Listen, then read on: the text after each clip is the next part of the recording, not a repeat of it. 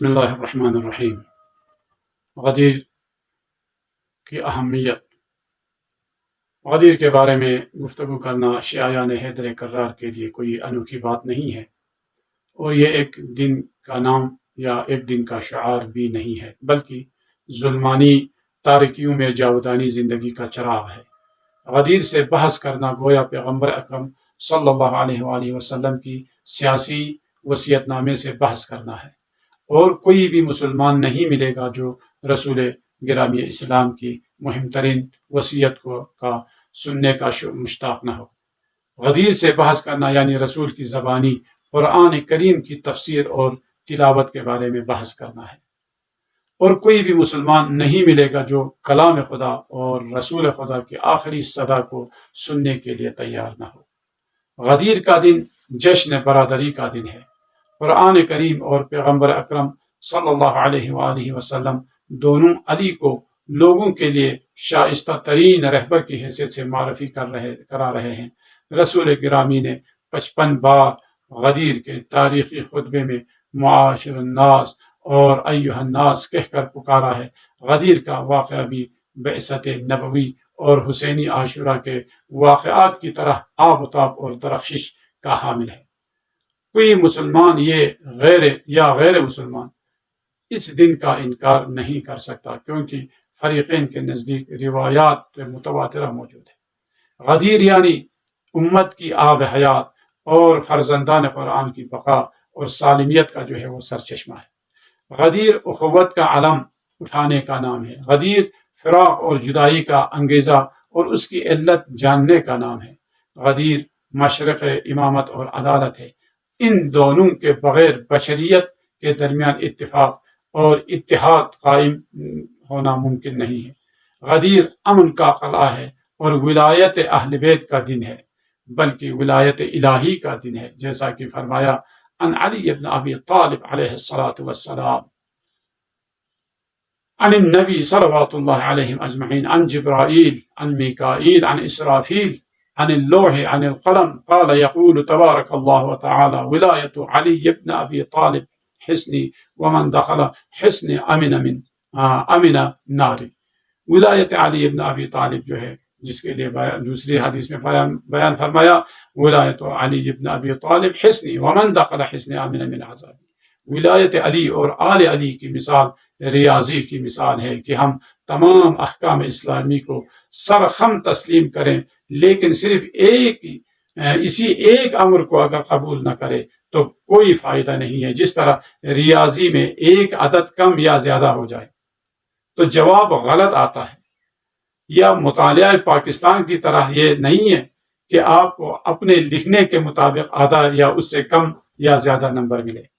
اس بات کی دلیل خود عذاب کا مطالبہ کرنے والے کی باتوں سے بھی ثابت ہے کہ اس نے کہا تھا یا رسول اللہ، آپ نے فرمایا نماز پڑھو، ہم نے نماز پڑھی۔ آپ نے فرمایا روزہ رکھو، ہم نے روزہ رکھا۔ آپ نے فرمایا زکوٰۃ دے دو تو ہم نے زکوٰۃ دے دی۔ آپ نے کہا حج ادا کرو، ہم نے کہا ہم نے حج ادا کیے۔ لیکن آج اپنے ابن عم کو ہمارے اوپر حاکم بنا رہے ہو، اور کیا یہ اپنی طرف سے ہے یا یہ بھی اللہ کی طرف سے ہے؟ فرمایا میں وما ينطق عن الهوى ان هو الا وحی یوحی کا مالک ہوں۔ اس سے رہا نہ گیا، وہیں پر ہاتھ اٹھا کر اللہ اور رسول کے حکم کے خلاف چیلنج کرتے ہوئے کہا اے اللہ، اگر یہ سچ ہے تو میرے اوپر آسمان سے پتھر نازل کر کے یہیں پر مجھے موت دے دے۔ اور یہ سارے لوگوں کے لیے غدیر اور ولایت علی کا معجزہ تھا کہ سأل سائل بعذاب واقع کے مطابق وہ فی النار ہو گیا۔ علامہ جواد محدثی فرماتے ہیں کہ غدیر روئے زمین کا کوثر ہے، اور کوثر آسمان والوں کے لیے غدیر ہے، اور ان دونوں کا ساقی وہی نورانی چہرہ ہے جسے امین آسمان و زمین نے ساحل غدیر میں سب کو دکھاتے ہوئے فرمایا من کنت مولاہ فہذا علی مولا۔ غدیر کا واقعہ صرف ایک تاریخی واقعہ نہیں ہے، بلکہ اگر کعبہ عالم توحید ہے اور قرآن مجید پرچم نبوت ہے تو غدیر جو ہے وہ آفتاب عدالت اور امامت کا چہرہ ہے۔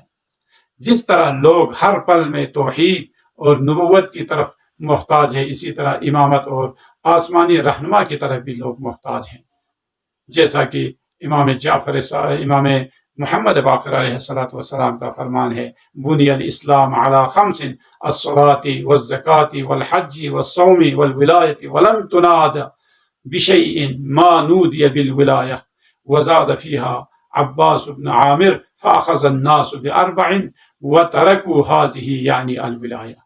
امام محمد باقر علیہ السلام نے فرمایا اسلام کی بنیاد اور اساس جو ہے وہ 5 چیزوں پر ہے، اور ان میں سے کیا ہے؟ سب سے پہلی چیز نماز ہے، دوسری چیز جو ہے زکوٰۃ ہے، تیسری چیز روزہ ہے، 5ویں چیز حج ہے، اور پہلی چیز نماز، دوسری چیز زکوٰۃ ہے، تیسری چیز حج، چوتھی چیز روزہ، اور 5ویں چیز جو ہے وہ ولایت ہے۔ اور ان میں سے بھی جتنی ولایت کی سفارش کی گئی ہے اور کسی چیز کی سفارش نہیں کی گئی ہے، راوی مزید کہتا ہے لوگوں نے پہلی 4 چیزوں کو تو انہوں نے لے لیے، لیکن ولایت اہل بیت کو انہوں نے ترک کیا، جبکہ سب سے زیادہ اسی کی طرف زور دیا گیا تھا، کیونکہ اس کی اہمیت سب سے زیادہ تھی۔ یہی وجہ ہے کہ بقیہ 4 احکام انسان کے مریض ہونے یا سفر پر جانے سے یا نصاب پورا نہ ہونے کی وجہ سے یا استطاعت نہ آنے کی وجہ سے وہ چھوٹ سکتے ہیں، لیکن علی اور اولاد علی کی ولایت جو ہے وہ کسی بھی صورت میں نہیں چھوٹ سکتے۔ اگر وہ مریض بیمار ہو تب بھی ولایت علی اس کے دل میں ہونا ضروری ہے، اور اگر وہ صحت مند ہے تو اس صورت میں بھی، بوڑھاپے میں بھی، بچپنے میں بھی، یعنی ہر وقت جو ہے انسان کے اوپر واجب ہے کہ وہ ولایت علی کا اقرار کرے۔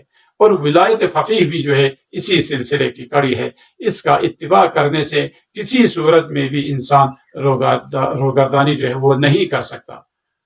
اس لیے دعا میں ہم پڑھتے ہیں جو امام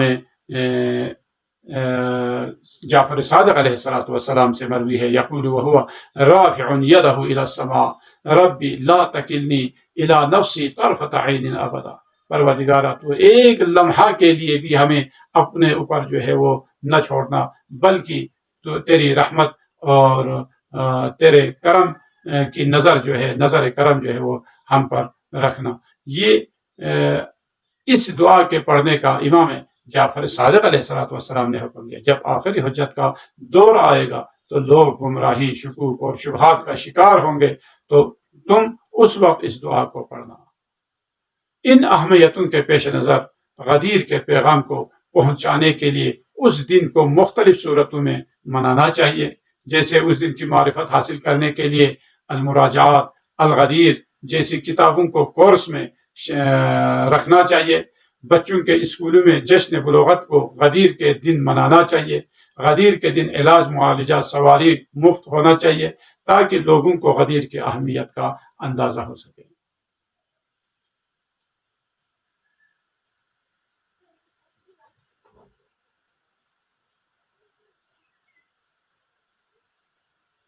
السلام علیکم ورحمۃ اللہ۔